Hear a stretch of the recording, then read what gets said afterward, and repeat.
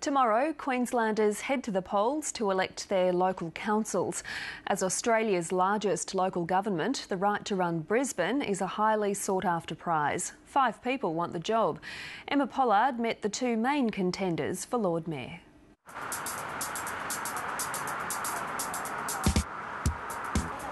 It's sometimes said that local government revolves around rates, roads and rubbish.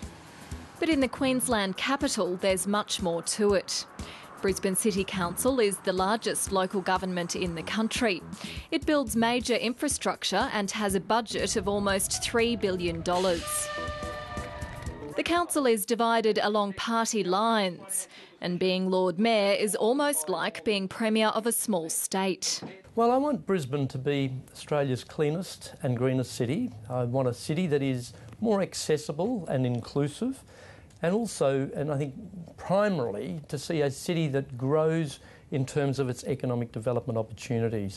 Look, I stand for getting Brisbane's residents the services back they pay for. I stand for looking after Brisbane residents and guarding jealously where their rates money goes. Unlike higher levels of government, mayors are directly elected by the voters. But in Brisbane, both of the main contenders seem to have a recognition problem. Anyone tell me who the Lord Mayor of Brisbane is? It used to be Campbell Newman. Don't know. Can't think of names at present. Kevin something. So I guess no one can tell me then who's the Labor Lord Mayoral candidate. That'd be Campbell Newman. Quirk. Not many people can answer that question. How do you think he's going? Well, you don't hear much of it from him, do you? Not like can do. Graham Quirk got his turn to don the Lord Mayoral bling after Campbell Newman quit to run for Premier. It's been 26 years since I entered local government politics, and I've seen the highs and the lows and seen all sorts of changes of administrations and Lord Mayors that have come and gone. He spent 3 years as Campbell Newman's deputy and is trying to step out of his shadow. I've got a different style, we're different personality types, but I think underlying that, we've both got that same sense of determination to achieve an outcome. At a ceremony for international student ambassadors, Councillor Quirk is in his element. Now, where would you like us all to gather? Over against the wall? He says he wants to reduce traffic congestion, stimulate economic growth and lead a fair and inclusive Brisbane. My eldest daughter is severely disabled, and that has certainly been a factor of appreciation. But I think even without that, my family background were very much people that struggled in the financial context.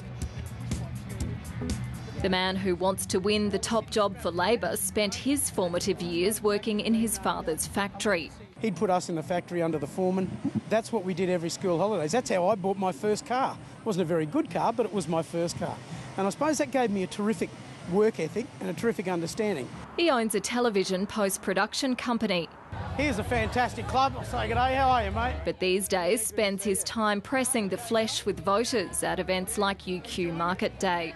What I saw was Brisbane residents' rates money going into a few key projects, into tunnels and toll roads, into push-bike schemes that aren't being used, while our services in our suburbs continue to struggle.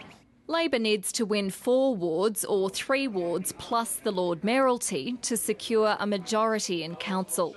I know that there's neglected suburbs out there, and I'm very, very confident that there'll be suburbs that come back to Labor, and hopefully what we can do is have a majority in the chamber, because we know that past administrations, past Labor administrations, have really made a difference to the people of Brisbane. In the recent state poll, the people of Brisbane turned their backs on Labor. Whether that'll be repeated at this level is uncertain. You know, if you never tackled things because you thought it was going to be difficult, you'd never get anything done. I don't underestimate any opponent ever. So the first time you do that, you're dead. And we'll have results of the local council elections as well as the by-election in Anna Bligh's former seat of South Brisbane in news updates on ABC TV tomorrow night.